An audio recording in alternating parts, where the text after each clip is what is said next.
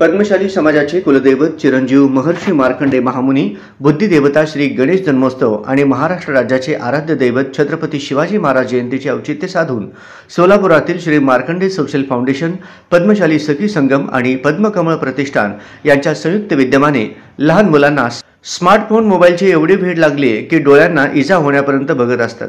या माध्यमातून डोळ्यांना होणाऱ्या दुष्परिणाम होण्यापूर्वी उपचार व्हावे या उद्देशाने भद्रावती पेठ येथील कैलासवासी आशया ईरय्या अर्काल आंध्र भद्रावती मराठी विद्यालय येथे 135 विद्यार्थ्यांची 270 डोळ्यांची तपासणी करण्यात आली आहे। शनिवार 8 फेब्रुवारी रोजी भद्रावती पेठ येथील कैलासवासी आशया ईरय्या अर्काल आंध्र भद्रावती मराठी विद्यालयात सकाळी 11 दरम्यान विद्यार्थ्यांच्या डोळ्यांची तपासणी करण्यात आली। नेत्ररोगतज्ञ डॉक्टर सोमनाथ शेटे व डॉक्टर रविराज जमादार यांनी तपासून मार्गदर्शन केले। याप्रसंगी विद्यालयाचे मुख्याध्यापक दिलीप चव्हाण यांची प्रमुख उपस्थिती होती।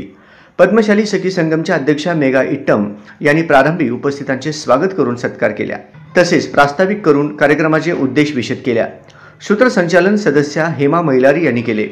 फाउंडेशनचे उपाध्यक्ष श्रीनिवास कामूर्ती, श्रीनिवास रच्चा, मुख्य समन्वयक किशोर वेंकटगिरी, वैकुंठम जडल, श्रीनिवास पोटाबत्ती, सखी संगमच्या पल्लवी संगा, वनिता सोरम, पद्मा मेडपल्ली यांचे कार्यक्रम यशस्वी करण्यासाठी सहकार्य मिळाले। यावेळी विद्यालयाचे शिक्षक, शिक्षिका व कर्मचारी उपस्थित होते।